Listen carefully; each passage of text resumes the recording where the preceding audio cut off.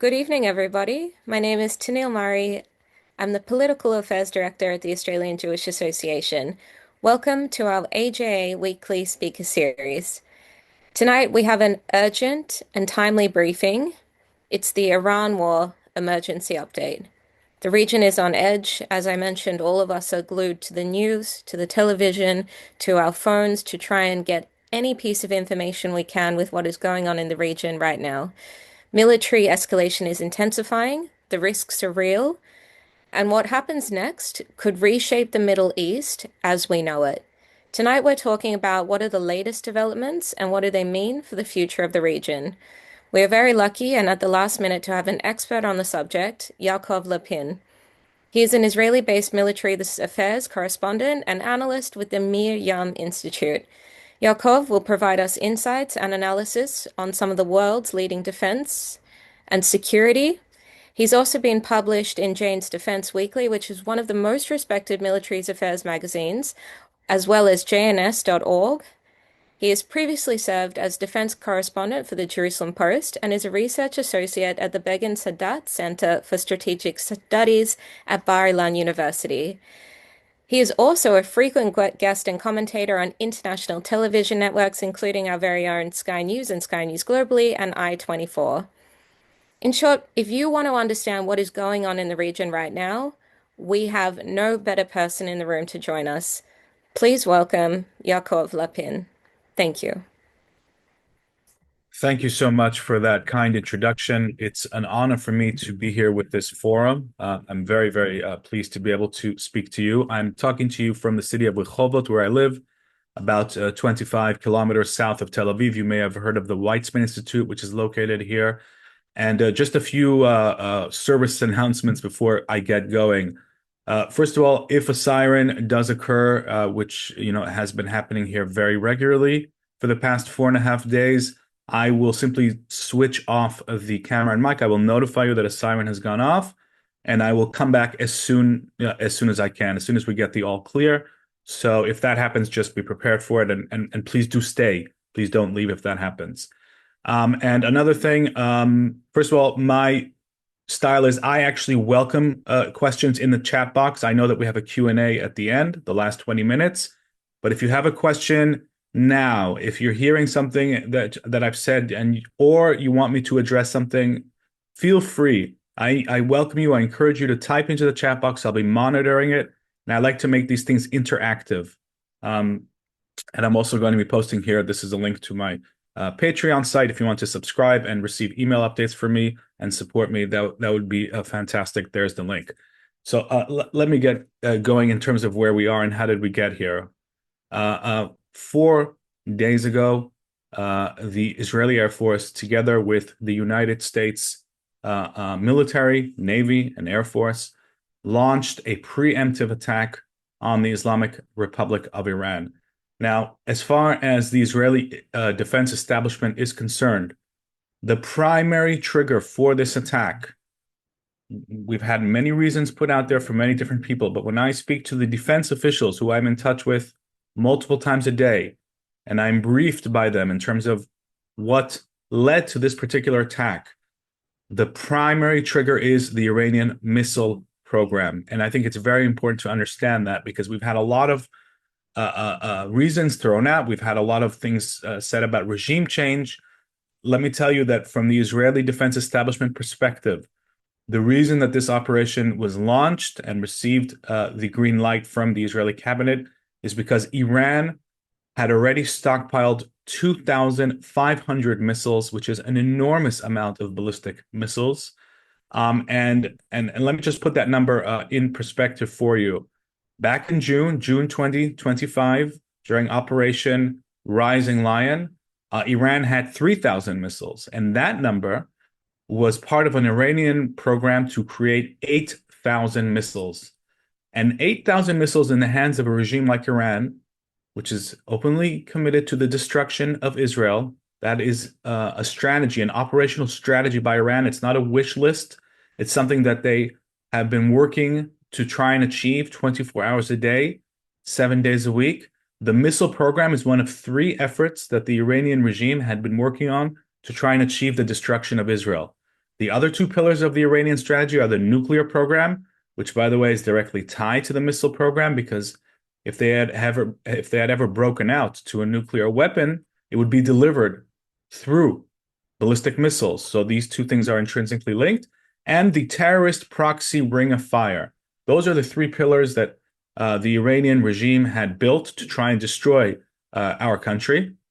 Now, out of those three, two really failed. Okay, the terrorist ring of fire, Israel, since October 7th until now, picked apart and dismantled every major Iranian terror proxy. Terror army is what the military here calls it, because in many ways it's an army with command and control that controls territory and weapons production and doctrines.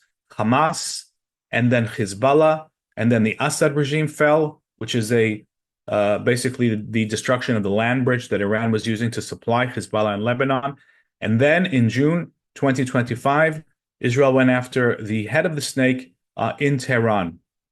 Now, during this war, Israel was able to take apart the terror proxy, so that pillar of the Iranian strategy was dismantled, and the nuclear program was severely, severely damaged during Operation Rising Lion back in June 2025.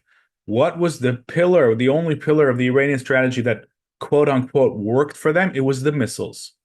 They were able to launch heavy volleys throughout that war. And also there were two instances in 2024 in October and in April in which Iran fired heavy volleys of missiles at the state of Israel. Israel's air defenses were up to the task. They intercepted over 85% of those missiles, but that's exactly why the Iranians had decided they're going to build 8,000 missiles. Why that number? And by the way, their goal is to reach that number by next year.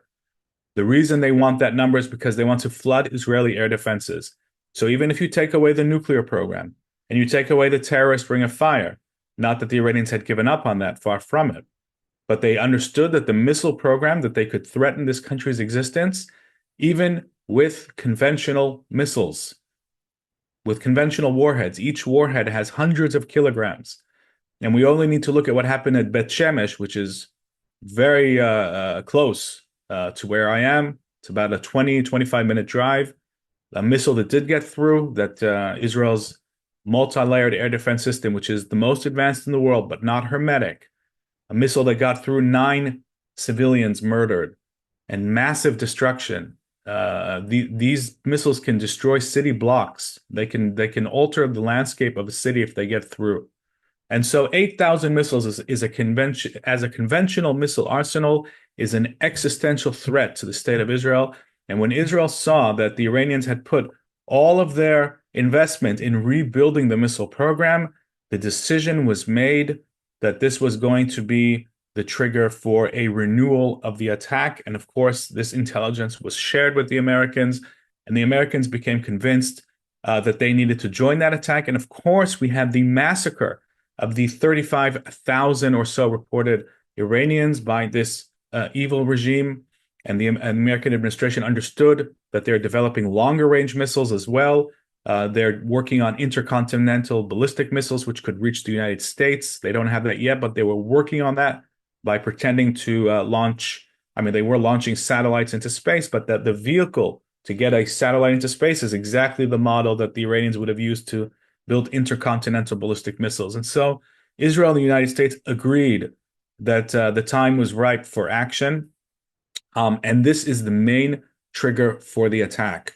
Now, what happened on day one, early on Saturday morning, and it's hard to believe that it's only just this last Saturday, is that 200 Israeli fighter jets, this is the largest flyover, the largest sortie in Israeli Air Force history, headed out east and basically unleashed really historic levels of munitions, targeting, first of all, two leadership meetings, one involving Ayatollah Khamenei, supreme leader of Iran, and his inner circle, another one in Tehran of senior military and terrorist leaders, IRGC, and the chief of staff.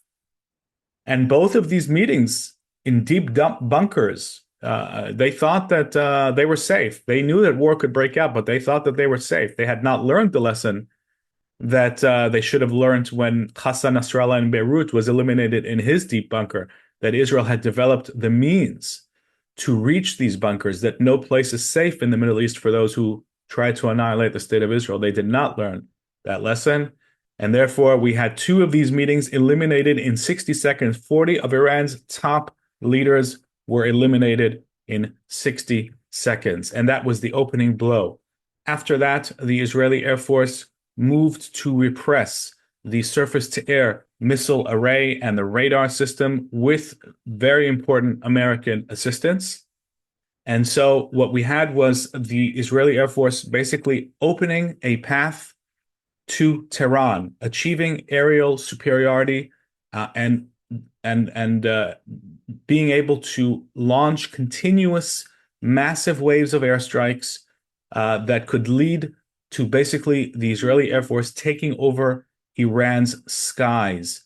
So the element of surprise, the command and control that was knocked out in Iran, the air defenses that were knocked out, the leadership that was eliminated, all of these enabled the United States and Israel to begin operating freely with freedom of movement in Iran.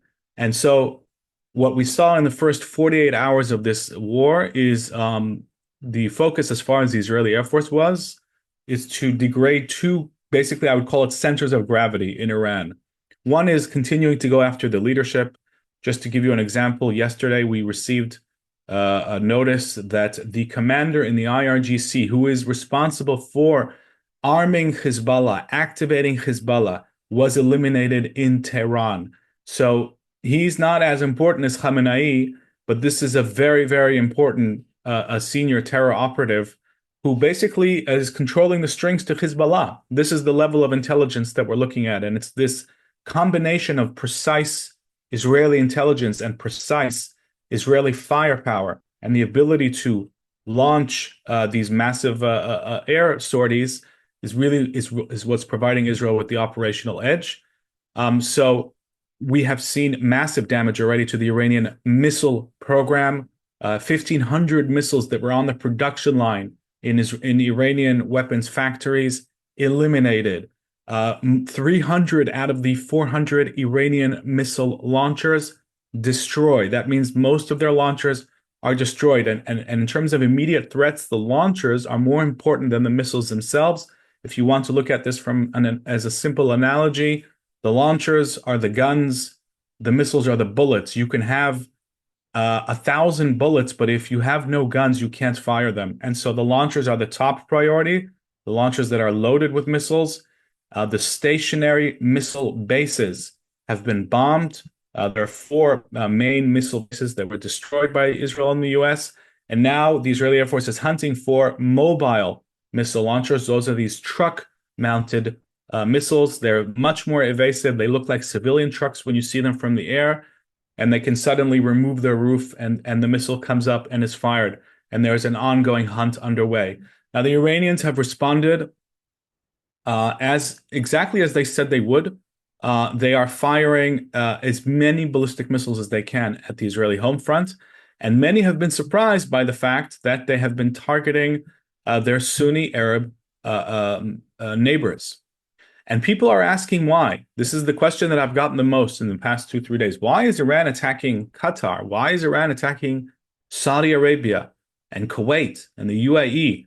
And not only American bases, but their oil facilities and commercial facilities and hotels. So I think there are two reasons why the Iranians are doing this. First of all, they are trying to terrorize their neighbors into basically forming an anti-war lobby. The Iranian logic is this is not just them lashing out impulsively. There is a logic here, and what the Iranians are trying to do is to tell the wealthy Gulf Arab nations, look, if you want to save your economies and your tourist hubs and your nice glass towers that you've built in Abu Dhabi and Dubai and Riyadh, you better get your American friends to stop attacking us. So they are trying to terrorize them into forming an anti-war lobby. That's the first reason that they're attacking the Gulf. The second reason is they are punishing them. The Iranians view these countries as hostile to the Islamic Revolution of Iran. The Islamic Revolution is a fanatical Shiite jihadist ideology, which not only calls for the destruction of Israel, but also calls for all of the other regional countries to cooperate with that vision, and if not, to be overthrown and toppled. And so while these countries were willing to trade with one another and pretend to have diplomatic niceties, now that the masks are off, the Iranians are making it very clear how much of a regional and global menace they are. They also activated their proxy Hezbollah to fire on Cyprus. That's the first attack by the Iranian Shiite Axis on a European Union member. That's extremely dramatic, targeting a British base in Cyprus. The Gulf states, by the way, do have air defenses. The media often talks about the UAVs and the missiles that got through, but actually, most of the threats that have been fired at the UAE, at the Saudis, they haven't been intercepted.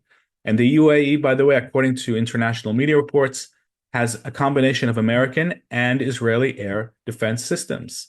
So I think, the not only the interest, the joint interests of Israel and countries like the UAE, genuinely moderate Gulf countries, not only is there a shared interest, but you're also seeing operationally how they're helping each other defend against this menace, which is called the Islamic Republic of Iran.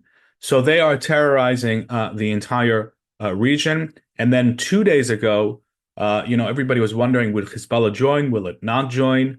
2 days ago, the Secretary General of Hezbollah, Naim Qassem, made the decision under very heavy Iranian pressure. We were told this during briefings. The intelligence is clear that there was serious pressure on Naim Qassem to join this war. And so we had a volley of rockets in the middle of the night targeting the Haifa area, falling in an open area.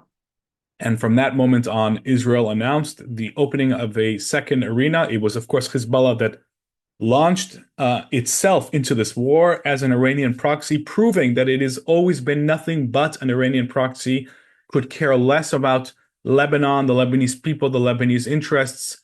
They were established from day one to be an Iranian forward base and terror army, and they have proven it once again. In case anybody was in any doubt, the Lebanese government has condemned them, wants to ban them, wants to outlaw them. But really, on the ground, they have very little ways of doing that. I can talk about why if you're interested in that later. But at the end of the day, we now have a two-arena conflict. The Israeli Air Force has begun a series of massive strikes targeting Hezbollah in Beirut, in southern Lebanon. It has issued evacuation orders for over 100 villages in southern Lebanon. And it has also widened the security zone, that area where the Israel Defense Forces controls. It's a narrow strip, but it's now been widened in order to make sure, and this is one of the lessons of October 7th, that the Israeli military will always be ahead of the last line of the Israeli civilian communities. There will never again be a situation where the only thing standing between border communities in Israel and the other side of the fence is the fence itself. There will always be a Israeli military, we can call it a band or a layer or a defense zone in front of them, acting as a shield and a buffer, protecting them against the Iranian-backed terror armies of this region and other kinds of threats. And so that has now been thickened and broadened. I'll just give you a few more numbers before I look at the chat, because I think that I see quite a few questions. In terms of numbers, what the Israeli Air Force has accomplished since the beginning of this war is actually more than the whole of the 12-day war back in June of last year. Over 4,000 munitions, over 300 Iranian surface-to-surface missile launchers. These achievements already are greater after 4 days than what the Israeli Air Force was able to accomplish in 12 days back in June. And that suggests a very intensive learning process that began as soon as the previous war was over. The Israeli Air Force said, how can we bring this level of munitions to Iran in far greater efficiency, far greater production rate, if we can call it that, and created new methodologies and techniques working together with the United States in order to achieve those results. This is also historic because the last time that I remember Israel fighting in a fully fledged manner with another ally in my living memory has never happened. But I guess you could go back to the 1956 Suez campaign where Israel fought with Britain and France, very different circumstances. But really, this is the first time in decades that Israel has actually fought as a fully fledged partner with the United States against a shared enemy. And, if you remember the previous campaigns in the Middle East where the United States led coalitions against Saddam Hussein, against Iraq back in 2003, and Israel was very much asked to sit on the side in order to not, quote unquote, spoil these coalitions. Now, what you're seeing, really from a historic perspective, Israel is leading. Israel is the lead regional power. That's the spearhead that's actually delivering security to the region, including to the Gulf Arab states, and they're extremely aware of that. The Israeli capabilities, the firepower, the intelligence.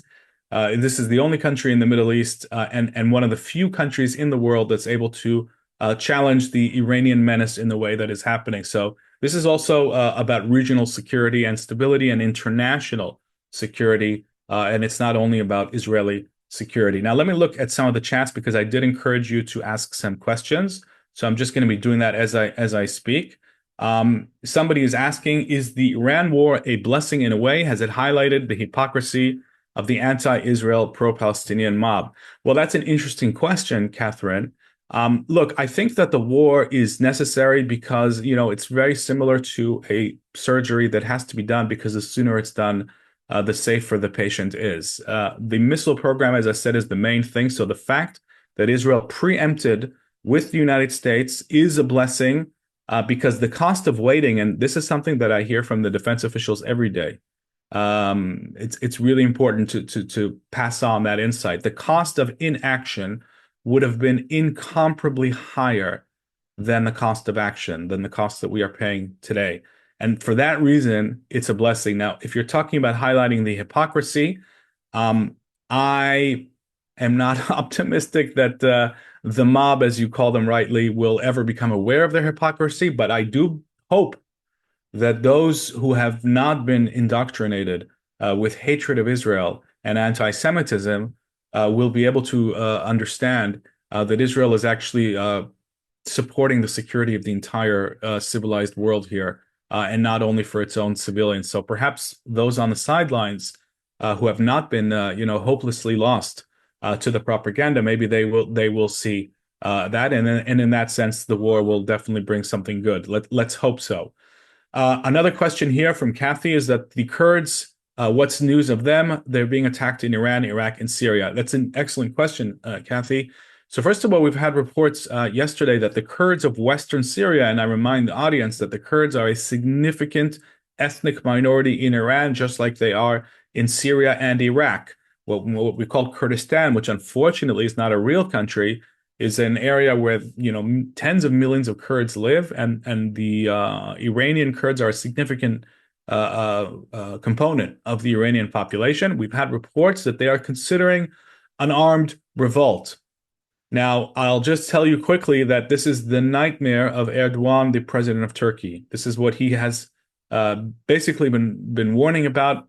The fear of Turkey is that the Iranian Kurds will seize the opportunity, launch a rebellion against Tehran, link up with Kurds in Iraq and in Syria and in Turkey itself, and lead to some sort of federation, autonomy, all the things that Turkey is completely opposed against. You know that Turkey and the Kurdish people have been involved in armed conflict for decades, which they only recently just basically ended with a truce, but that's only the Kurds in Turkey. The Kurds in Syria are facing Turkish-backed Syrian government attacks, and they've lost a lot of control over their own territory. If the Kurds in Iran launch an uprising, there are strong indications that Turkey might invade that part of Iran in order to create a buffer zone and to prevent the Kurds from realizing their right to some form of self-determination. So that could create a regional complication, and that's definitely something to look out for. Another question that we have here is, what is the status? And I'm very glad you've asked questions because I know that you have a lot of questions that we won't get to in only 20 minutes. So what is the status of the new Ayatollah? Okay, and how much has the Council of Experts lost? Okay, that's a good question, James. So the so-called new Ayatollah, Mujtaba, the son of Ayatollah Khamenei, First of all, we don't know for sure whether he is officially the new Ayatollah. There have been a lot of reports. We also have to assume that the survivors of the top tier of the Iranian regime are not being transparent about their decision making. They may be putting out a lot of information to try and keep Israeli and American firepower away from the decision-making process to replace Ayatollah Khamenei. Is he the permanent new Ayatollah? Is he the head of a transitional council? We really don't know because the Iranian system is under fire and it's in chaos. So he's right now he appears to have a significant role. He's not popular. He doesn't have lots of legitimacy. He doesn't have, the reputation of his father. According to multiple open source reports, he is even more fanatic than his father. I don't know how that's possible, but that's what a lot of commentators who are Iran experts have been claiming. So he certainly seems to have a significant role. The Council of Experts, how much of it was a loss? This is a referral to that strike in Qom, targeting a building where the so-called Council of Experts was meeting to set up a replacement. I don't know how much of it was lost because, when you're conducting what they call in the military BDA, battle damage assessment, you have to have access to classified information, satellites and other kinds of information that we, let's call that in the media and in the open source research world where I operate, we don't have that information. So it's too soon to know. It's really too soon to know. But definitely the Iranian regime is working on setting up a substitute leadership. And I want to remind people that the Iranian leadership is not based on just one figure. Ayatollah Khamenei had already set up replacements for him, and he set up replacements for the replacements. And there's a reason he did that. If you look at just the top tier Iranian leaders that have been killed since June and now, I'll give you an example of how we've had triple replacements that have been eliminated. It's really remarkable when you drill down into it. The IRGC commander, Salami, was eliminated in June. His replacement was eliminated in June. And now his replacement was eliminated in this new operation, Roaring Lion. So 3 heads of the IRGC gone. Same thing happened with the chief of staff of the Iranian armed forces. The commander, his replacement gone back in June, and now the third replacement gone. I've never seen before anything like that. The triple replacements are eliminated. And so this is a regime that knew already that it had to had to set up contingencies in which we have replacements for replacements. And I guess my bigger point here is that this is a regime with strategic depth. And even though it sustained massive damage to its capabilities, the regime itself, it's going to take more than that, I think, to bring it down. They have hundreds of thousands of people that are actively involved in this regime, and that's not including the millions of besieged militia members who are heavily armed and have no qualms about not only mowing down their own people, but using heavy machine guns to do that. And this is why I think, when we're talking about regime change, it's going to be a lot harder than something that can happen overnight. So we have some comments about needing to arm the women of Iran. David, I would say the people who need to be armed here are really the people of Iran. If we want to see the Iranian people rise up against their oppressors, they need to have guns. And right now, that's one of the things that unfortunately seems to be lacking. When we saw the massacre that occurred back in January, tens of thousands of people, they were unarmed. Most of them were unarmed.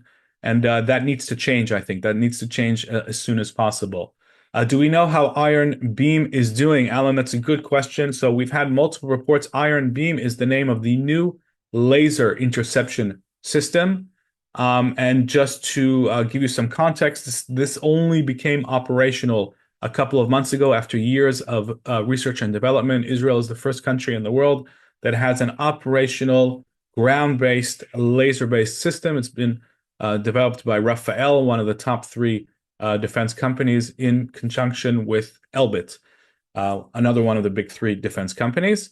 It's operational. It's on the border. It's designed to shoot down rockets, drones, mortar shells. It does so at the speed of light. It burns through them. It takes a second or two to burn. It's operational. And my understanding is, yes, It is now operational. It is working. It is intercepting UAVs and rockets that Hezbollah has fired in recent days. That's my understanding. At the end of the day, this is a revolutionary defense system. It is not designed to take on heavy ballistic missiles. That's not in its league. That's not what it's designed to do, but it's certainly designed to deal with smaller rockets and mortars and UAVs. And I think Israel is going to be producing many of these. And the big advantage of the Iron Beam, which is now called Or Eitan, or the light of Eitan, is not only the fact that it functions at the speed of light, but also you have an endless supply of interception. You don't need to stock up on interceptors. It's a laser. So, and the cost of interception is about $5, which is the cost of electricity. It's the electric bill of operating the system. So that's going to change the equation, because until now, even the cheapest interceptor, Iron Dome, the cheapest interceptor, would cost $50,000, which is more than most of the rockets that it was intercepting by far. And so here we're seeing a flip of the financial equation, and finances and war economies are very important factors as well. So this is definitely going to change the game strategically. And in the future, they're working on actually putting some of these lasers on aircraft and using them to fire down at rockets over cloud cover. So we're going to hear a lot more about laser technology. It's part of the future and the present of combat, and I believe that they are already operational and protecting the north of Israel as we speak. Here's a question. Is there a concern with Iranian swarm drone attacks on the Abraham Accord members?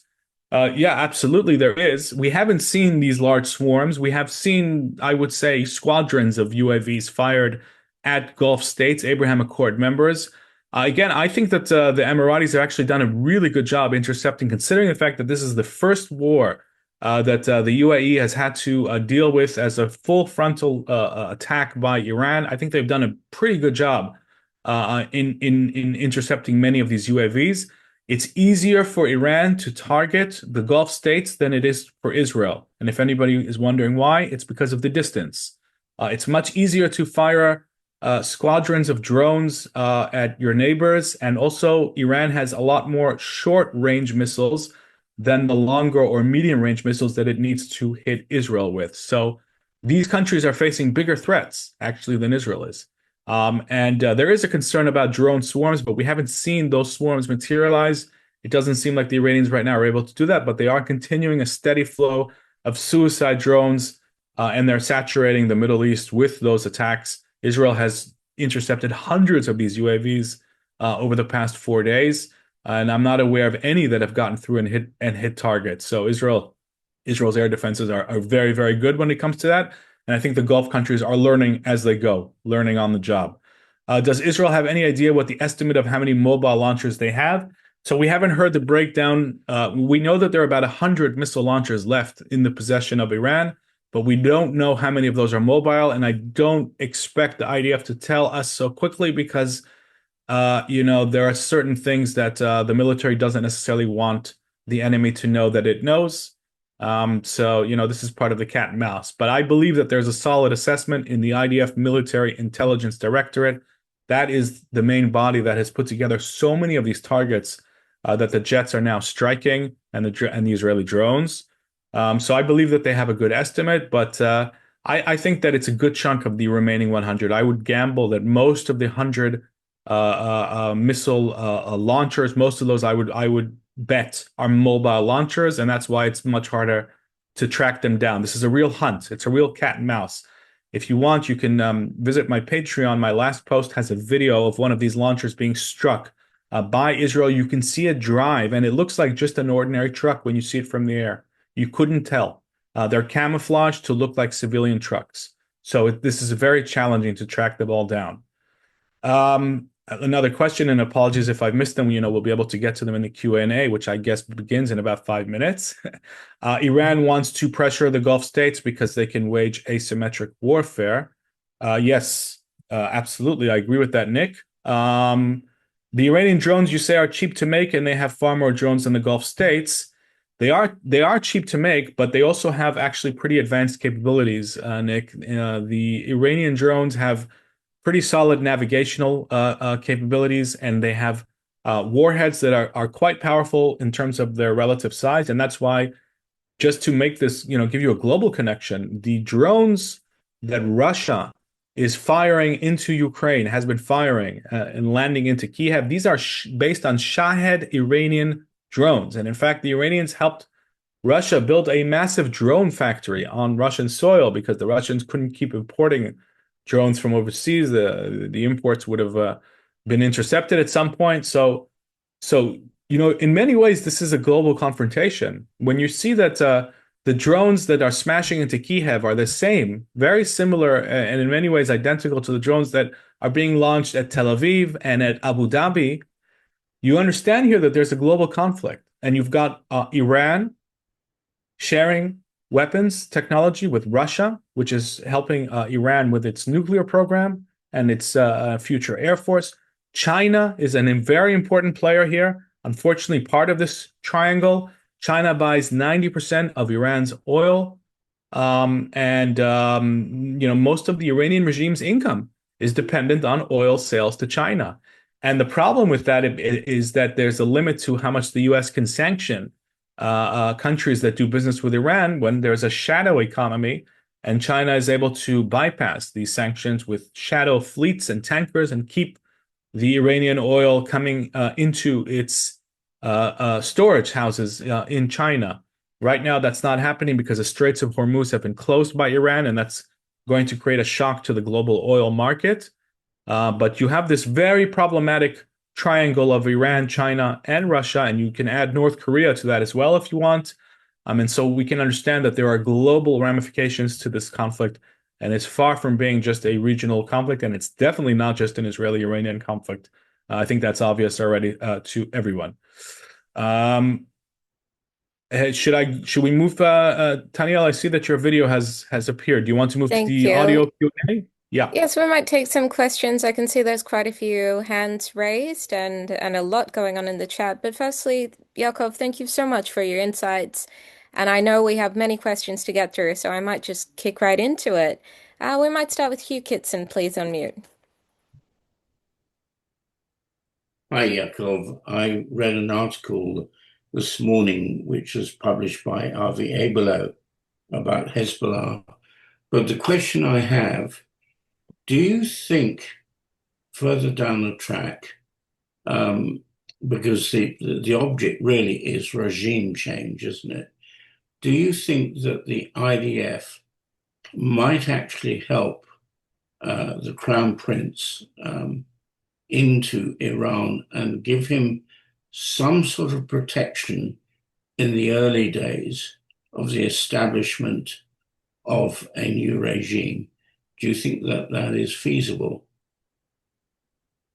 So I don't think that that's a realistic scenario for the IDF to do, because I think that in many ways the scenario that you're describing, the resources that it would require are simply above, let's call it the pay grade of the IDF for all of its incredible capabilities.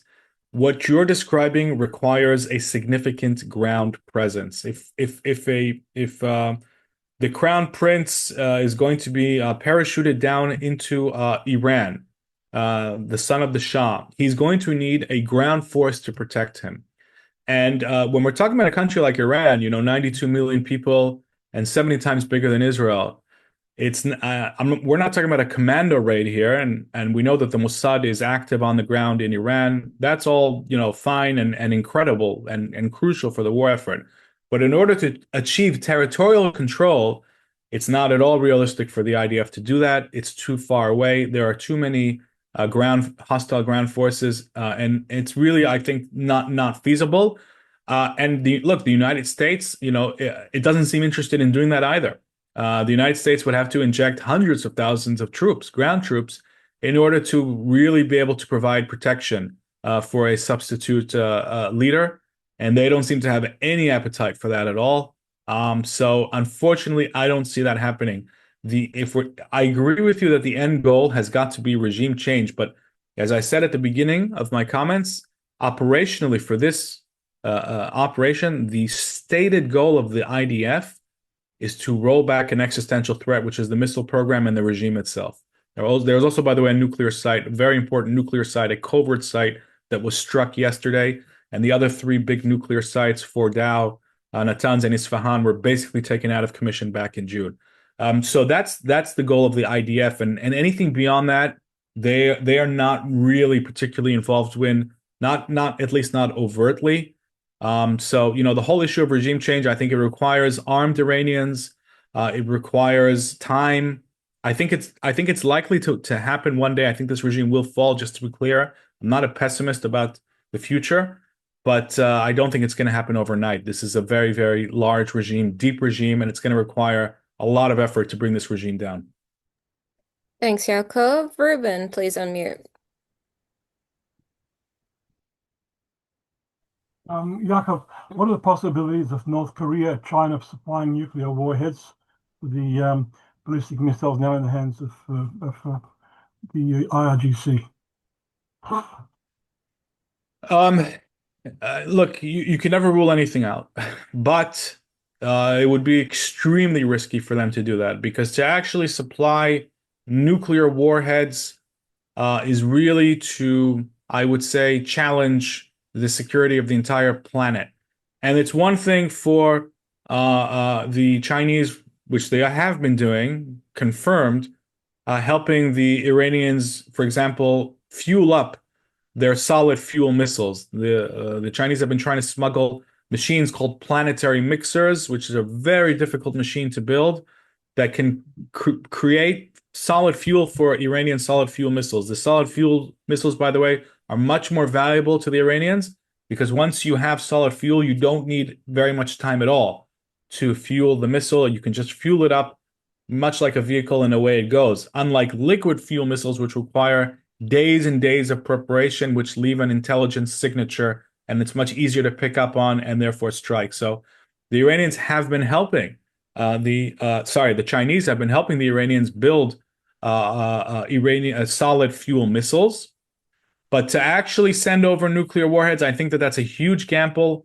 Not only are the eyes of the most capable intelligence agencies in the world, the CIA, the Mossad, and others, are looking out for that kind of scenario, worldwide. But if they were caught in the act, I think that they would face enormous global and American backlash. So let's hope that they're not considering that. But the assistance that they're providing is bad enough as it is, I would say. Thank you, Yaakov. Terry, please unmute. Hi, thanks for your talk. I gather I pick up from what you're saying that Israel's main concern is the missile program, but it seems to me that regime change would be the icing on the cake. Is that possible in this war, which is basically being carried out from the air? Is there any way of arming the Iranian civilians so that they can resist the IRGC, given that this is basically an air war? Yeah, well, that's an excellent question, Alan. I'll tell you how I see the situation. In terms of arming the Iranian civilians, I think it's definitely possible. The question is, how long does it take to get enough arms into the hands of people? Is this timeline going to match the timeline of the current campaign? I'm skeptical about that. I think that there's likely an effort to get arms into the hands of the opposition, but I don't see a sign that there are enough arms and that there's an organized ground opposition right now. And the reason I say that is because all we have to do is look back at January 8th, that terrible night in Iran, when tens of thousands of Iranian opposition members and protesters were gunned down. If there was an armed opposition, I would expect them to return fire and protect their own lives. And they didn't, because they didn't have guns in their hands. So based on that, my assumption is I'm sure that there are efforts to do this, but I don't think that they have come to fruition. And from my understanding, for a regime to fall, it's never going to be enough just to do it from the air, no matter how powerful your air capabilities are. And even if you've achieved full air superiority, you either have to have an organized ground opposition, which we saw in other countries like Libya. Not that regime change worked out very well, but we'll leave that aside, and other examples. Or you have to have part of the elite of the regime turn against it. And we have examples of that too. So if the Iranian army, which is not part of the IRGC, for example, it's a lower tier army.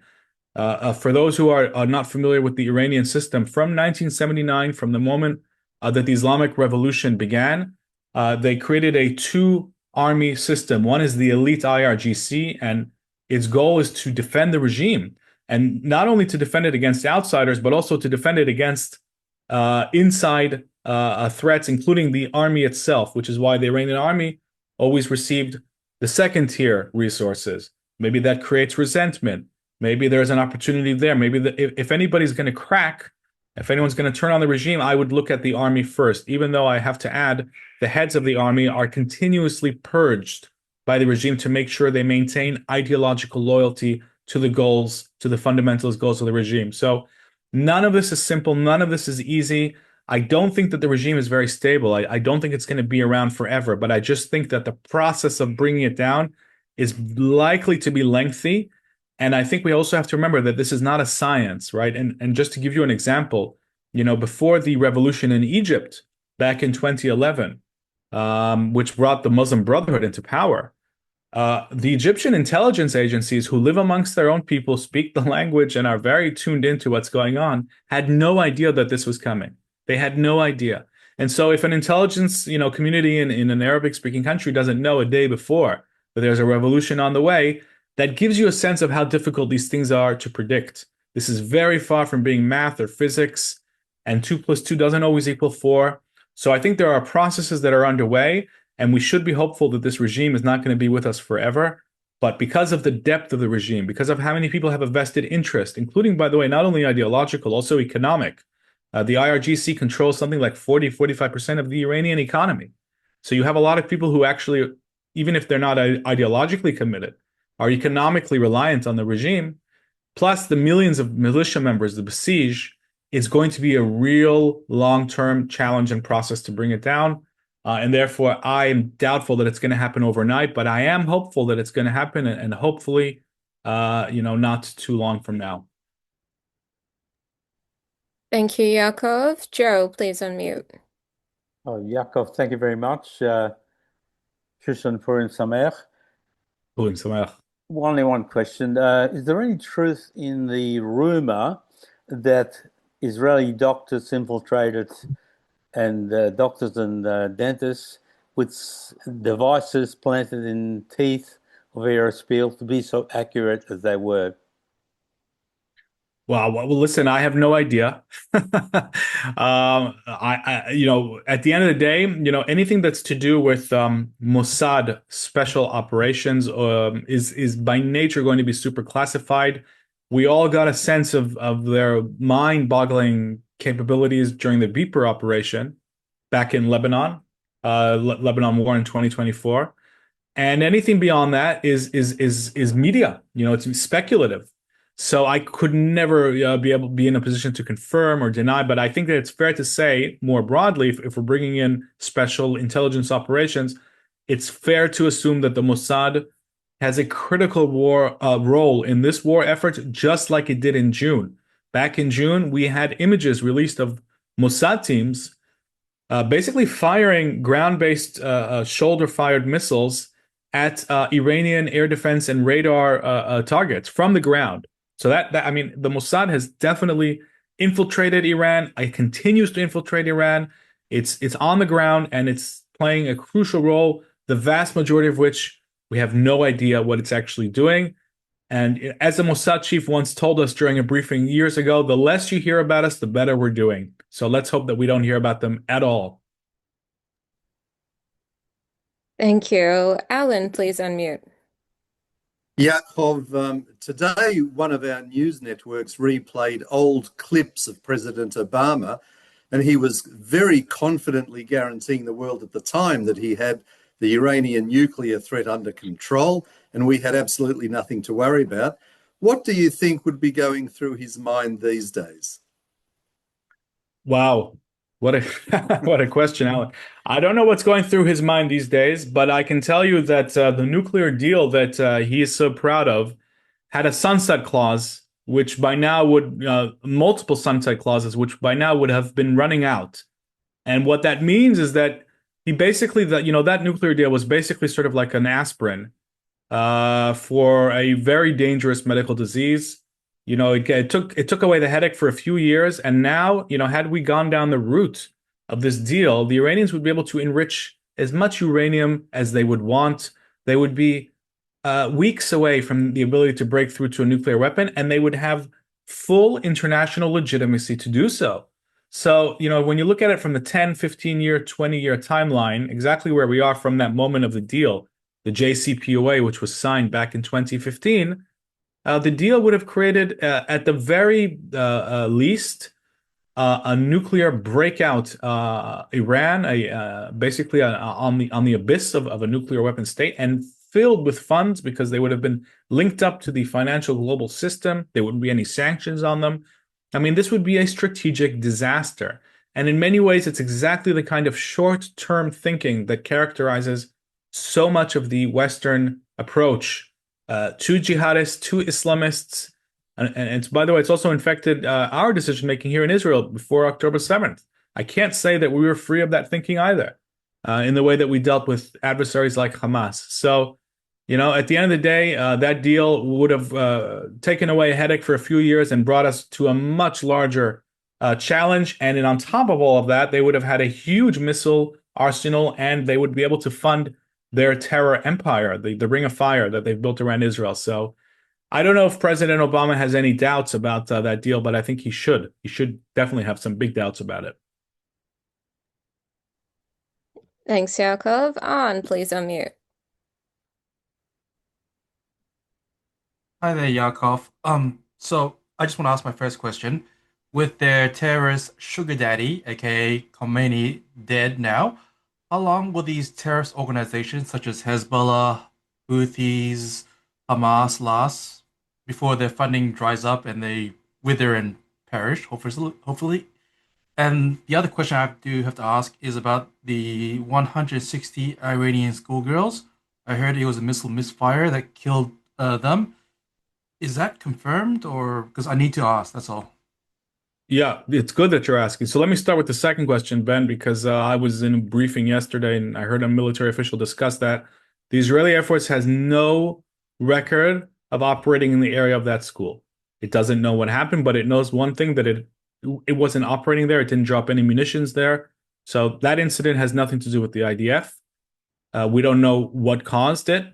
Was it a failed missile? Was the U.S. military active in there? I really don't know. I know that the U.S. military is investigating it as well, but from the IDF's own checks, they were not active in that area at that time, and so they've essentially ruled themselves out of that incident.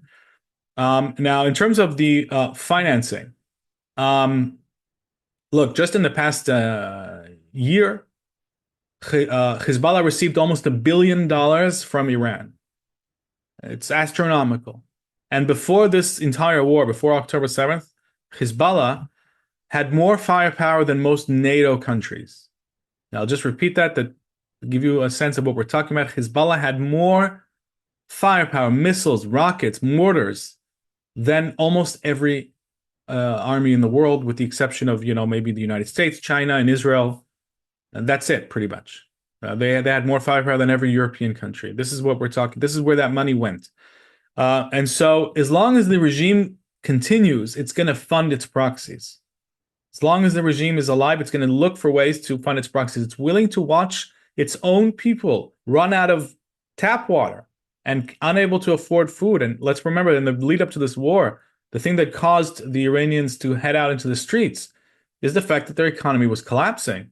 The rial was, worth, I don't know, $1.5 million, and they couldn't, go to the grocery store, but all the money is going to missiles and terrorist proxies. This is what the regime prioritizes. It's dead serious about its ideological goals. So as long as they continue to do that, they will find a way to make money. They will smuggle their oil out to those willing to buy it, and they will fund the terror regimes. The only way that funding is going to dry up fully is when the regime falls. Before that happens, they're going to continue to fund, unfortunately, but there are certainly things that the US, Israel, Europe, Australia can do to interfere with that funding and continually, chase down that funding. And also making the IRGC illegal, as the European Union has finally just done about a month ago, is a big step in that direction. It provides the legal tools to get in the way of a lot of these illegal terrorist finances that are underway. These are global networks. Thanks, Yaakov. We'll go to Morris, please unmute. Yaakov, would not a way to arm the population be through the Kurds, arm the Kurds to arm the population? Probably already happening. Yeah, I think the Kurds are probably better armed than most of the Iranian population already. The thing is that the Kurds are in a peripheral area of Iran, and they do have security forces that are, have checkpoints and searches. And so it's one thing to get arms into the Kurds, and even I can envisage the Kurds launching a rebellion and achieving some sort of degree of separation from the central regime in Tehran. I can imagine that. I don't know how long they'd last, and they would probably get Turkish invasion pretty quickly if they did that. But let's leave that aside. But Iran is a vast country. In order for those arms to proliferate further into the center of Iran, to the core of Iran, that would be a much bigger challenge, because you would have the Iranian security forces, the Basij, which by some estimates has 2 million militia members, their police, their internal repressive mechanism, which is vast. They would be working very hard to stop those arms from going into the center of the country. So it's possible. I'm not ruling it out, but I think it's pretty hard. Thanks, Yaakov. We'll go to our final question for the night from Hayden. Please unmute. Thank you very much, and extremely informative talk. Thank you, Yaakov, very much. Thank you. It's hard to comprehend that this regime, with the amount of damage it's sustaining, on top of the essential economic collapse it was facing, can now survive. But as you say, anything is possible. So how long do you think Israel, and indeed the Americans, can sustain this pressure? Or will it have to end, and then they'll recover a bit, and then there'll have to be yet another episode of war, another June, another March, sometime towards the end of the year? How long is this going to repeat itself?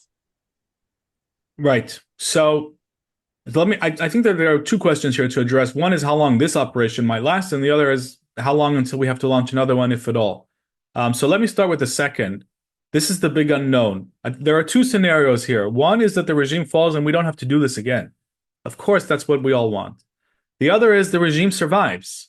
And in any manner, if it survives, we're going to have to do this again.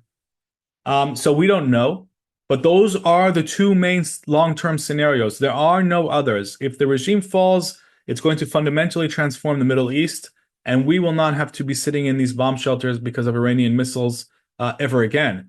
But if it survives, I fully expect the need for another operation to arise, and I think we'll even enter a pattern of future successive operations, because the goal here, the real goal here, is to make sure that as long as the regime survives, let's imagine two stop clocks. One counts down to the end of the regime's existence, and one counts down to the time they go nuclear or they have massive amounts of missiles. Israel's goal here is always to keep the stop clock of the existential threats stopped before it reaches zero, and to keep pushing it back until the other clock, which counts down to the regime's fall, hits zero. That's what's really going on here at the grand strategic level. And the problem is that we don't actually have a firm view of the regime's existence stop clock. It's shrouded in fog. We can't see the dials. And so all we can do is just keep pushing the dials back and trying to hasten the dials of the other clock. In terms of this particular regime operation, I think that it's not going to be more than weeks. It's not going to be more than weeks. I don't think the Iranians can sustain it. Now that they've lost full control of their skies, Israel has a really major opportunity here now to continue to remove missile capabilities, terrorist leaders, regime leaders. Just yesterday, there were 300 waves of strikes by the Israeli Air Force alone. The Pentagon and CENTCOM have updated that they've struck 2,000 targets already. So they are being pounded day in and day out, and they are losing core capabilities. I think at some point they're going to try and reach some sort of truce, but not yet. I think this is going to take a little bit more time, but I don't think it's going to be more than a matter of a few weeks. Thank you, Yaakov. And once again, our final question, how do we continue to stay updated? How do we follow you? If you'd mind to tell us more about your social media, your links, and your Patreon, please. Absolutely. So the best way to follow me, I think, and the way to get around the algorithms, because the algorithms are not under my control and they promote all kinds of sensationalist stuff. But if you want to make sure that you're up to date with me, please sign up at my Patreon. It's called, if you just put into Google the Lappin assessment and you put your email address in, you will be able to stay up to date because I put out emails. I try and do it as much as possible, especially now during wartime. Most of the content is video updates, but I also make sure to translate that into text descriptions and summaries and visuals for those who have less time and want to read. And you know, it's a growing community, so definitely that's the best way because then I can reach you by email, and we don't have to depend on those algorithms. Thank you. And I have popped that link into the chat, but for those who are watching us on our recordings, it's Patreon, patreon.com/the letter C / Yaakov Lappin. So that's YAAKOV LAPPIN. Or, as you mentioned, just pop his name in Google as well. We'll be sharing that around. Yaakov, what would you like to leave us with for this evening? I would say that this is a difficult but optimistic moment strategically. Israel, I think this is sort of the peak of the lesson learning from October 7th. There are days in which we watch major threats form and rely on failed approaches like deterrence, containment. Those days are over, and let's hope that they're over for good. Israel is going to seize the momentum. It's going to take the initiative. It is not going to watch jihadist enemies build capabilities. It's going to make sure that those capabilities are going to be taken away from those who are completely serious ideologically about destroying it. And I would say that, you know, for the Jewish community worldwide and also for us Israelis, it's important for us to talk to the world, to those who have not been lost to the indoctrination, and to genuinely and make it clear to the world that this is a major contribution to global security as well. Because if anybody thinks that the Iranians would have stopped with Israel, they should really look at the history of the Second World War to understand where these ideological regimes lead to, and it's global chaos and violence. So Israel is absolutely serving global security as well, and we should be proud of that. I guess that would be my concluding remark. Yaakov, thank you so much for joining us this evening for this emergency Iran update. It was such a pleasure to have you on, and really thank you for your in-depth answers for the million questions that our viewers have. And it's really a testament to the AJA, our supporters, our followers, that they want to be educated, they want to be involved, and they're very, as I mentioned before we started, highly educated and knowledgeable. So any information that we can get from experts like yourself, we're soaking that in, learning, and sharing that with our family and friends. Thank you again very much. I'd like to note that next week we have another wonderful Zoom planned for you. We have Jonathan Haranoff. He currently serves as Israel's international spokesperson at the United Nations and is as well an expert on Israel and Iran. So please do tune in next week. And to our brothers and sisters in Israel, our hearts are with you. As we saw the footage of Purim being celebrated in the bunkers, of the Megillah being read underground, Yaakov, you're currently in Rehovot. We stand with you. Our hearts are with you. We are praying for you and for peace every day. So please stay strong. Know that you have all of Australia, the Australian Jewish Association, and all of us are right there with you. Thank you very much. That And means we're a lot sending, to hear that. I really appreciate it. Thank you. thank you. We wish everyone a wonderful evening, and we'll see you next week. Thank you.